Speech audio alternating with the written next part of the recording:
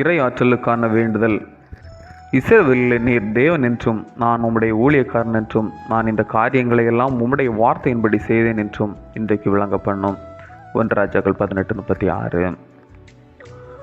நமது நாட்டின் தேசப்பிதா என்று அழைக்கப்பட்ட மகாத்மா காந்தியின் வீரதீரமான செயல்களுக்கெல்லாம் ஆற்றல் கொடுத்தது அவரது அஹிம்சை என்ற கொள்கை.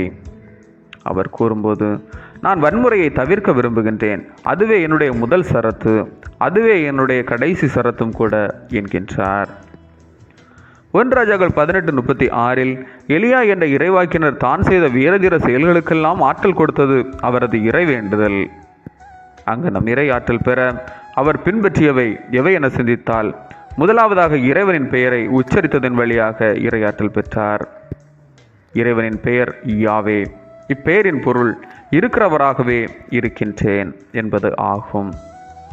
ஆற்றலுள்ள இறைவனின் திருப்பெயரை உச்சரிக்கும் போதே நாம் ஆற்றல் அடைகின்றோம்.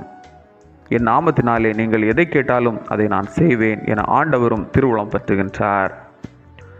எலியா தீர்க்கர் ஆற்றலுள்ள கடவுள், என் குலத்திற்கும் கடவுள் என உறுதியாக பறைசாற்றியதின் வழியாக இறையாற்றல் பெற்றார். எனவே தான் ஆபிரகாமுக்கும் ஈசாக்குக்கும் யாக்கோவுக்கும் தேவனாகிய கர்த்தாவே நீர் இஸ்ரவேலின் தேவன் என பறைசாற்றினார்.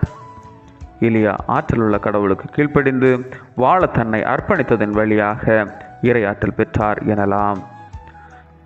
எனவேதான் அவர் தைரியமாக இந்த காரியங்களை எல்லாம், அதாவது யாவேயே மெய்யான கடவுள் என்பதை நிரூபிக்க எடுத்துக்கொண்ட முயற்சிகள் அத்தனையும் உம்முடைய வார்த்தையின்படியே செய்தேன் என்பதை வெளிப்படுத்துகிறார். நாமும் நம்முடைய வாழ்வில் கடவுளின் திருப்பெயரை நம்பிக்கையோடு உச்சரிக்கும் போது ஆற்றல் படுத்தப்படுகிறோம் என்பதை உணர்வோம். கடவுளின் திருப்பெயரை இடைவிடாமல் உச்சரித்து மன்றாடி இறையாற்றல் பெறுவோம். ஜெபம். அன்பு ஆண்டவரே, உம் திருப்பெயரை உச்சரித்து உம்மில் நம்பிக்கை கொண்டு இறைவேண்டல் ஏறெடுத்து உம் ஆசி பெற அருள் புரியும். ஆமேன். இந்த நாள் உங்களுக்கு இனிய நாளாக மலரட்டும்.